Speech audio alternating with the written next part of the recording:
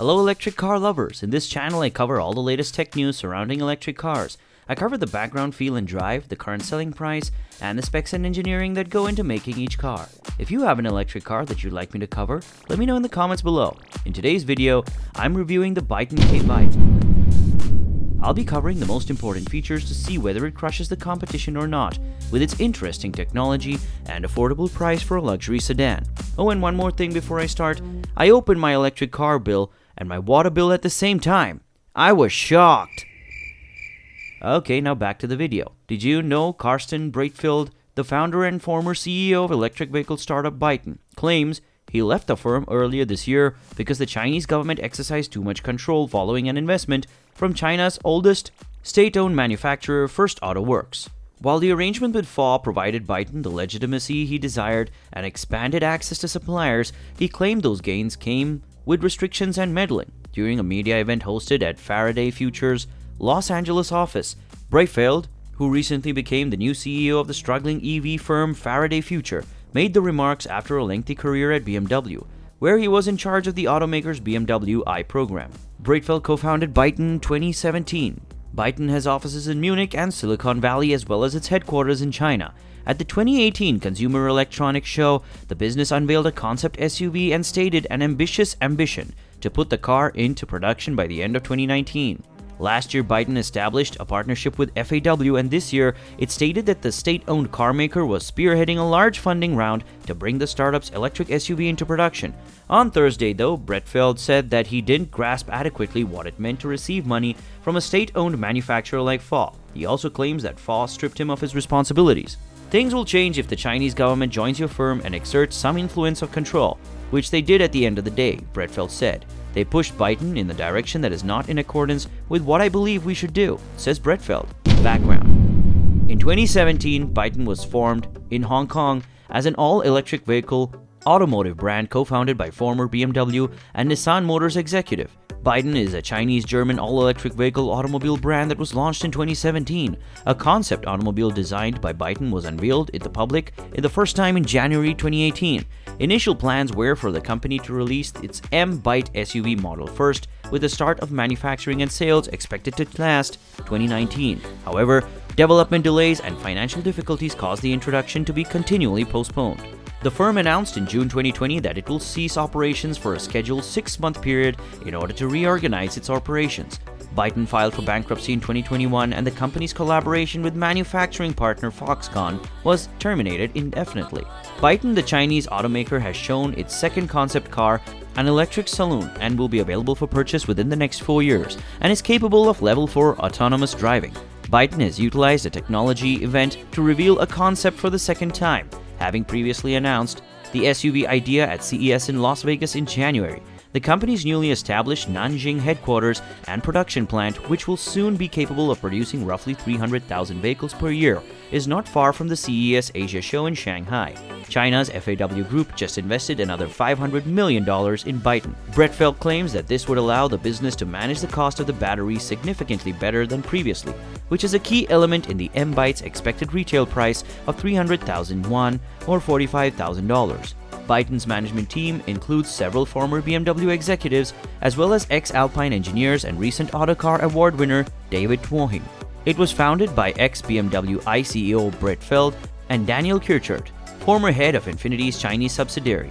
The Byton K-Byte is a concept automobile by Byton that's entirely electric and powered by batteries. The 2018 Consumer Electronics Show Asia (CES) was the first time it was publicly unveiled. In addition, the company has revealed its naming policy. The M-Byte is one of Byton's first vehicles, an electric SUV that was previously presented. The K-Byte Salon, which will be based on this design, will be built later. Because of the popularity of salons in China, the product will be introduced there initially. It's planned that both vehicles will be constructed on the same design, that they will be joined by a 7-seat MPV. Design and engineering. You don't have to hide sensors, but you can absolutely stage them, remarked Benoit Jacob, the head designer of Byton Electronics. According to him, this will ensure that the salon idea is appropriate for the future.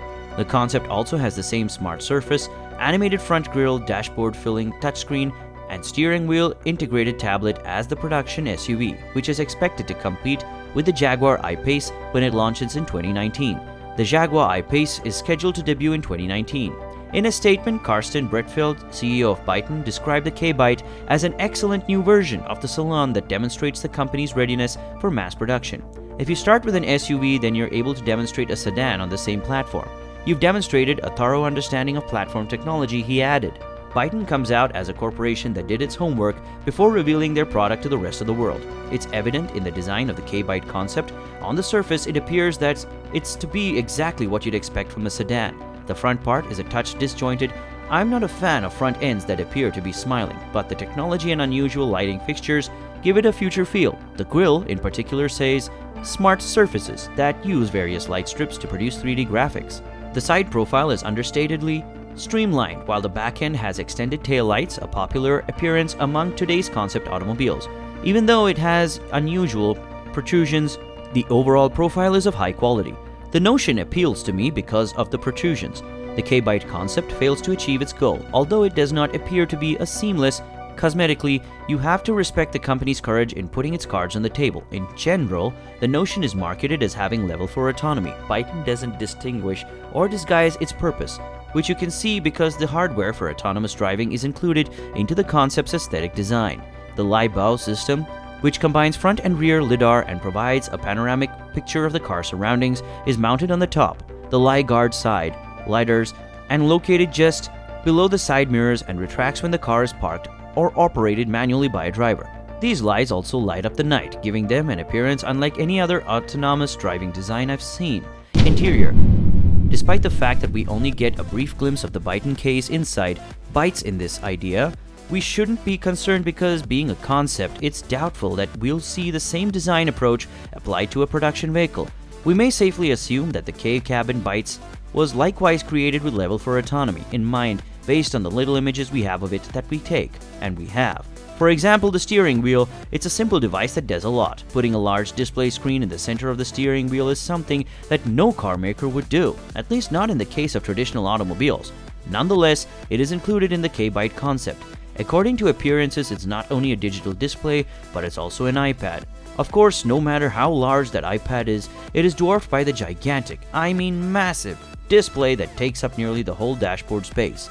No one is going to be perplexed as to what it is, especially on a vehicle that's meant to have level 4 autonomous capabilities. In addition to the lack of central tube, the K-Cabin Bytes has a number of other unique features.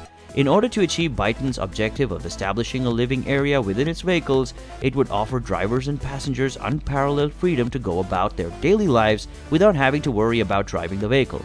This was accomplished. A few classic pieces are also used in the remainder of the interior design. The seats have a modern appearance, which is a plus.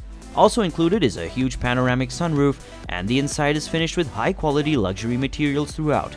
There are no surprises here either. Performance. Byton hasn't revealed the K-Powertrain Byton specifications, so it's uncertain how much power it'll have. However, the business has stated that the M-Byte SUV would be built on the same electric vehicle platform. The rear-drive version of the M-Byte has a single electric engine that delivers 268 horsepower and 295 pound-feet of torque, so that should give us an indication of what the K-Byte is capable of. It also has a 71 kilowatt-hour battery that gives it a range of 248.5 miles. The M-Byte also comes in an all-wheel drive, dual-motor variant with 469 horsepower and 523 pound-feet of torque. Thanks to the 95 kWh battery pack, it offers a range of 323 miles. Despite the fact that performance is not the distinction point for our brand, according to Bredfeld, this would give it more power than both the Jaguar I-Pace and the Tesla Model X 90D. Battery life. The K-Byte is built on the same platform as the M-Byte and features the same all-electric drivetrain. When Byton announced the M-Byte, it stated that it will produce a rear-wheel drive vehicle with a 71 kilowatt-hour battery pack and a range of 248 miles, as well as an all-wheel drive variant with a 95 kilowatt-hour battery pack and a range of 328 miles.